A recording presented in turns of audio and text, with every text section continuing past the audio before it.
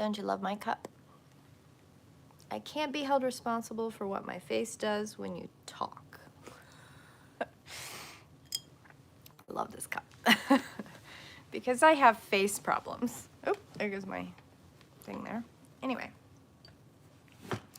So I really am trying, guys. I'm going to try to come back and be live every Monday through Friday again. I'm just going to do it. There's not enough excuses for me to come up with. I just have to do it. So, my name is Red. You are watching Daily Devotions. It is Monday, November 10th, 2024. We are in the season of Samhain, and we're going to talk about this card that I can't find. I don't know what I did with it. Oh, that's lovely. Oh, there it is. So I took it out of the book because I wanted to look at it. This is the book. This is the card we're talking about. We're talking about number 32, Wings, Blood, and Bone. And if you didn't see the first video on this, go back to last week. But this is from Alana, Fairchild's Medicine Heart Oracle. And I'm just going to read you a little bit more about what the card says. Fossils of the flying fish date back 65 million years, although an ancient version of this fish is found in China in 2009 and has been dated back more than 235 million years. This older breed of fish is not genetically linked to the modern species, even though they demonstrate the same skillful means and evolutionary wisdom. Although there are valuable biological inheritances that arise through genetic bonds of blood and bone lineage, it is possible for the soul to experience powerful resonances with an ancestral lineage, culture, or tradition, even though it may be distinct from the biological legacy of the body's current lifetime. Such vibrational kinship will arise on a spiritual level, feeling true and vitalizing for the heart. Even though there may not be biological connection to warrant it, and even if there is little interest early in life, when the moment to leap into an otherwise foreign dimension is upon the soul, it is as natural as unexpected and astonishing to behold. Soul resonance fosters undeniable potent bonds, which when the heart is open can transcend the legacies of blood and bone without denying or diminishing them. This connection opens the soul to a vaster reality of unity, expanding the sense of family from one's immediate familiar circle and particular humans to include the entire human race. Such a breakthrough into increasingly expansive, unconditional love benefits every being on the planet. The teaching is not to dismiss or to underestimate the fierceness of blood and bone heritage, spiritual, cultural, or otherwise. Such a lineage can generate an exceptionally powerful chain of human consciousness, and depending on the level of awareness and spiritual maturity of the legacy, can foster healing and awakening in the members of that clan, which turn benefits to our world.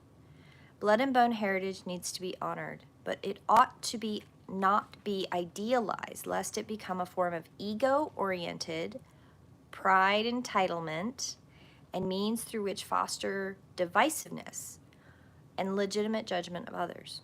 Such a misuse of the gift of culture and dignity of the planet's diverse ethnicities drags humanity further into the suffering of ego rather than strengthening the soul. Okay, so that's a long thing. Now, what I'm reading is from Alana Fairchild's Medicine Oracle, and I'm reading just a little section from the card 32, Wings, Blood, and Bone. So what this means. So I drew this card at Samhain. So I did Samhain ceremony, and I drew 2 cards, and this is one of the cards that I drew. And I'm focusing on this card for a little while because it was extraordinarily impactful at Samhain. It also was quite a bit of a temperature point as to what was going to be happening in the next, obviously in the next week, probably a little bit further out, at least for me. And one of the things that has really come up in the last even couple days since I talked about this card before, which was the ancestral connection, the ancestral lineage, culture, traditions, and how it pops up. And I saw a meme the other day too, which was something to the effect of, you can hold these ancestral wisdoms, this ancestral healing, and it be hidden in the genetics for generations before it finally comes out in you. And you're the black sheep, or you're the golden child, or you're the whatever. And you see the things that are hurting that need to be healed. And you're driven to heal them in yourself. And when you start healing them in yourself, it means that the people around you, your family, your friends, you know, it means that that healing is then an opportunity for them. Okay? Now, this is where I want to go with this.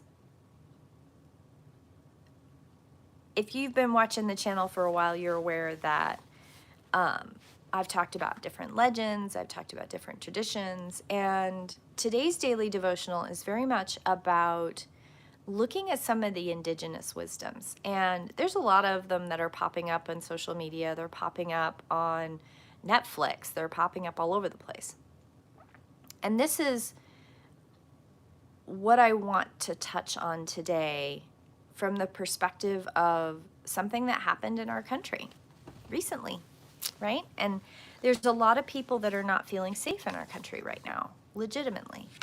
And this is my question. And this is what this card brings up in blood, bone, wings, blood, and bone. So wings, blood, and bone, in talking about ancestral stuff, I want to think back to one of the legends of Buffalo Calf Woman. That's one of the ones. There's a couple of the others that I think of off the top of my head, but that's the one that pops up first. And I want to ask you, in that story, that if we're looking at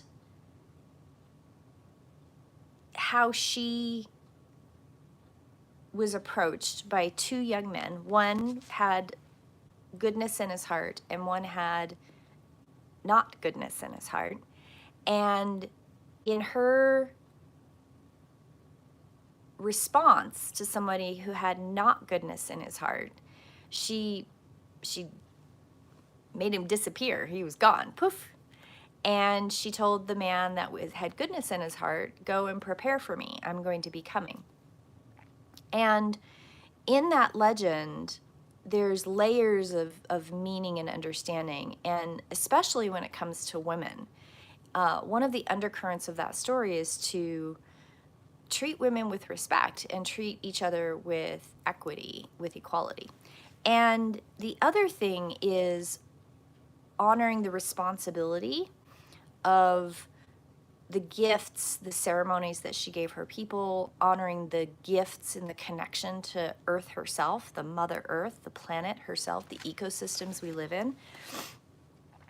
And I think that when people like me, and I'll be out there in this encasement of, I live in a world where I have white privilege. I have white female privilege.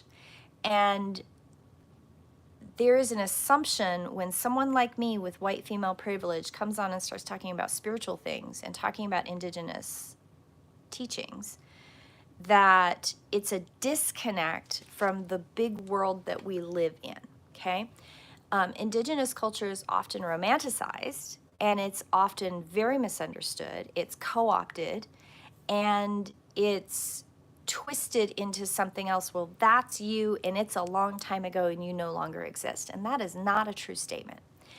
So with this ancestral lineage card, one of the things that has come up for me is the voice of activism.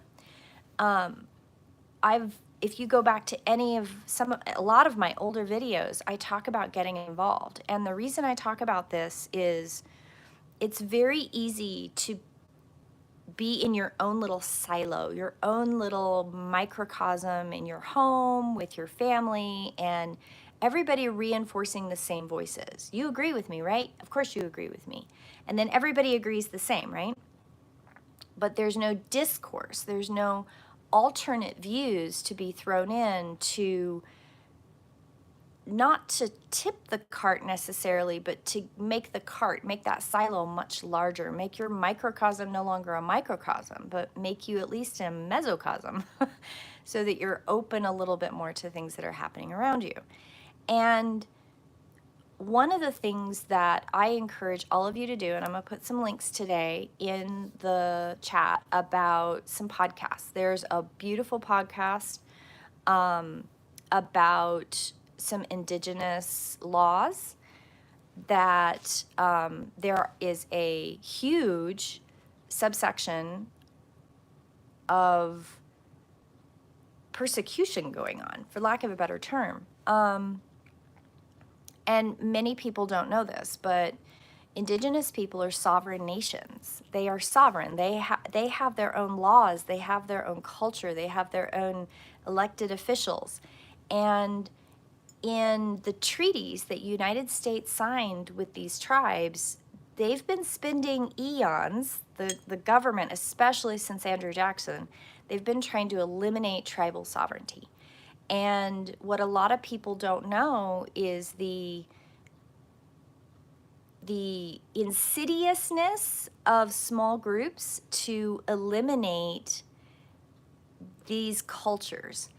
And one of the things that is coming up right now is the pursuit in our justice system to eliminate laws and protections that the indigenous people have fought long and hard for, to gain those little footholds in our world to maintain their culture and their sovereignty. And one of the things that is happening is there's a fight saying that all of the laws to protect indigenous people is about race, and it goes against our amendments in the United States, constitutional amendments, without acknowledging the sovereignty of the people. We need to honor the sovereignty of indigenous people. We need to honor their culture. If you're a white person, if you claim whiteness, right? If you're going to claim race, if you're going to claim honoring the indigenous tribal treaties, if you're going to claim that you're an open-minded person that is willing to have this discourse, I believe many people want to have this discourse, but they don't know how to have the discourse. One of the things you can do is call your senators and representatives and tell them, stop targeting tribal people. Stop targeting them. Stop creating these laws that diminish their sovereignty. Instead, I encourage you to look at things that we can honor within those treaties that we haven't honored before. I'll use a good example. Part of the lineage that indigenous people hold is their connection to the land. One of the biggest political hoo-has that's been going on for years is, are we going through climate change or are we not? I'm gonna just put a pin in that, put it over here, because I don't want to talk about whether it's happening or not. What I want to talk about is the ancestral lineage that indigenous people have to the connection to their land. Prior to colonization, land was communal. Okay, it was tribal land. And in signing treaties, we acknowledged, yes, this is your land. And then when oil and gas and other things, and then just the government playing fuckery with these people, they went in and said, no, we're going to do land allotments. We're no longer going to let you have it be communal tribal land. We're going to separate it out and give it to individual people so you can become land wealthy like white people. And instead they use that, and they use the laws around land allotments to steal more land from people so that their boundaries of their reservations have been co-opted by people. And we have to stop that. We have to stop that. And of all of the people in the world, I can't think of a better group of people that have that much respect for the land to be given more under tribal sovereignty, not under individual ownership, and to give them back the power to say yes or no. You can drill here, you cannot drill here. But you know why the government or big corporations that are lobbying in the government don't want that? They don't want that because that means that they would have to follow more strict rules. They would have to not drill next to water, which is our vital force. They would have to follow the rules that would honor the land. And I don't think that's a bad thing. I think that they need to follow these stricter rules. I think that they need to be held accountable. And if the tribal sovereignty and understanding of their connection to the land prevents them from doing it, then more power to them. Unfortunately, the fierceness that Indigenous people have are not understood by those of us that have never bothered to learn about their culture and have never been bothered to learn about their needs and wants and have never been willing to enter genuine, honest discourse and changes based on what they want as a people, as a tribe, as sovereign nations. If you get a passport and, well, I'll rephrase that. You want to get on a plane and you want to go to Germany, okay? You have to have a passport. And when you go to Germany and you buy a house and you decide, well, I like this house, I want this house, or you're a corporation and you want to build a factory, great. You still have to follow the laws of Germany. You can't just do it whether you like it or not. You're going to get in trouble. They will stop you. And the sovereign nations of Indigenous people are completely ignored. It's very much like a story I just encountered yesterday. I have a friend and she owns a business and she fired an employee. You know, it's not working out. And the employee said, I'm not leaving. That conversation happened 3 weeks ago. And the person just keeps showing up. And I went, my sweet summer child, please write something down. And then if they show up to work, have them escorted off the property. Like, you have that power. And I understand that some of it is cultural because she's also, I think, second generation immigrant to the United States. Her traditional culture is a little less overt. And we had to talk through it. She was like, what should I do, Red? What is a kind way to do it? And yet this is not working out. There are so many things in our world that we need to start really looking at. And part of daily devotional moving forward is not just pulling the card, wings, blood, and bone. Honoring the we can transcend the legacies of blood and bone without denying or diminishing them. The connection opens the soul to a vaster reality of unity, expanding the sense of family from one's immediate familial circle, particular humans, to include the entire race. Such a breakthrough to increasingly expansive, unconditional love benefits every being on the planet. One of the, I think it's Hopi, I won't swear to that, but one of the traditional prophecies talk about the rainbow children standing up. And I know what that means. And I'm part of that rainbow children. I am part of that. And I know many people that are. And right now, we're all just a little bit uncomfortable. I'm probably less afraid than some. And not because I'm more privileged, but because I refuse to let someone scare me. And there are so many Indigenous people right now that need us to be paying attention to what's going on. And I'm going to touch on one more thing, and that's propaganda. I'm on a social media platform. I've loaded up this video, and I hope to be starting to get these out into other media. I haven't been very good about that, but I'm going to try. I feel like anybody who's on YouTube right now that has a platform, I feel like we all need to be using our platform to interdiscourse. And propaganda is an insidious creature.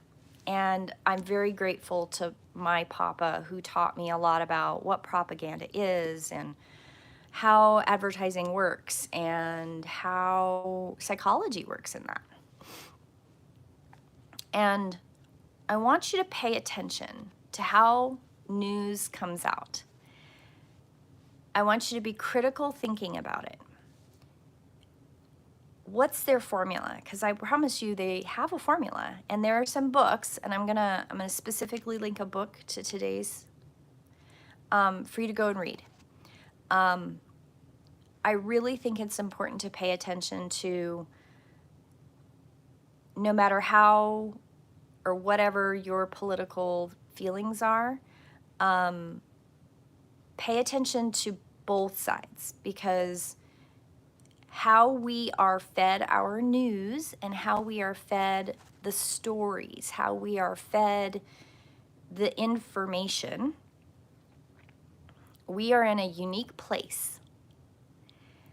Prior to the rise of YouTube, prior to the rise of Facebook, you had to rely mostly on the big news networks, and they followed a very specific formula. And they are 100% in bed with the big corporations and the big monopolies, especially since the media broadcasting laws on fair reporting were basically, that law went into nowhereness. It's no longer applicable. The deregulation era is what a lot of people talk about. The deregulation era, where instead of media having to report on both sides, now they can report however the hell they want to. And with that, and then with the rise of places like YouTube and Facebook and TikTok and some of these others have given rise to both the ability to see more versions of a story, but also because of the algorithms can make your silo even smaller. So though your voice is being heard, it is not being heard across many silos. And that discussion is also something that needs to be had with our government officials.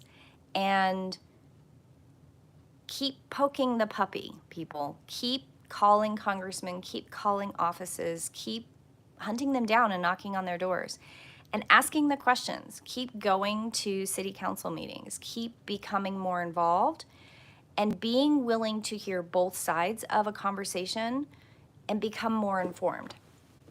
Informed comes in a lot of different ways, but you're not truly informed and you're not truly outside of the propaganda until you start looking at multiple venues of how news is reported. So I recommend getting something like NordVPN, get some of these others where you can move your IP address around so you can get news from around the world. Also look at the history of the United States in South America before you start judging immigration. Start looking at both sides. We can't afford to be one-sided. And one of the things about Wings, Blood, and Bone and about that card and about our ancestral lineage and our ancestral wisdom, so many people in the metaphysical spiritual community, we keep talking about the big change. We keep talking about the new earth. We keep talking about catalyzing into this new place. I'm with you. I'm not separate from you. And can we do this with information? Can we do this with informed participation? can we actually mentor how to look at both sides in an equitable way? One of the things that I participated in recently was a discussion across political boundaries. And part of the discussion was that liberals are this and conservatives are this. That's the world isn't black and white like that.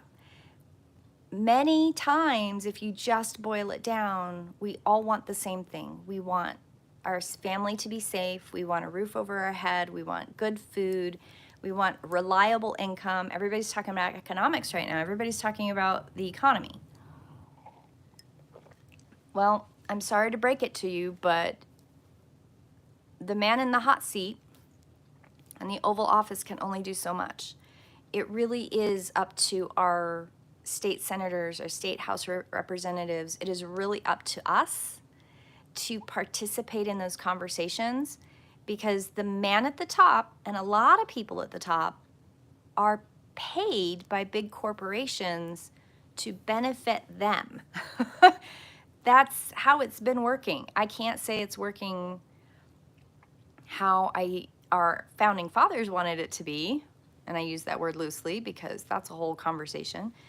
But one of the things that popped up in that discourse that I had was, we all do want the same thing, but what we're afraid of is often based in our own ignorance and our own silo of information. And I don't want you to give up. It is a lot. It's a big picture. It can feel very heavy. It can feel very overwhelming. You can feel very helpless. I felt helpless.